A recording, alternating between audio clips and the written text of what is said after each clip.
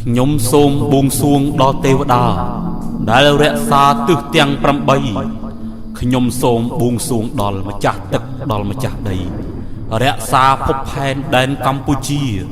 ខ្ញុំសូមបួងសួងដល់បុព្វបុរសខ្មែរដែលលោកពូកែខាងសឹកសង្គ្រាមសូមលោកសន្ធិដ្ឋដល់កងទាហានតតាំងឃ្លានពៀនជាមួយសត្រូវខ្ញុំសូមសូត្រដាស់ដល់អធិនខ្មែរដាស់ឲ្យពូកែមានឫទ្ធិបារមីអធិនដែលមាននៅប្រាសាទតាក្របីតាមន់ផងក្តីឲ្យតើនឡើងយន់ខ្មែរដែលចាលើខ្លួនទាហានសូត្រហើយសូមបានដែលជះបារមីអ៊ីម៉ាំងដាស់កឹងដាស់កាំង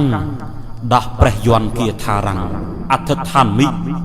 ឧទ្ធាំងអធោអ្នកមោពុទ្ធិយៈកខៈកខៈងៈលេខយន់អក្សរអក្សរខ្មែរសូមឲ្យពូកែឈ្នះខ្មាំងសត្រូវគ្រប់ពេលរៀងទៅរហូតអើយខ្ញុំសូមបញ្ជាក់ដល់ជនគ្រប់គ្នាជាតិខ្មែរការពារមិនវាយមុនឡើយបើគេបំពេញខ្មែរមិនទុកឡើយ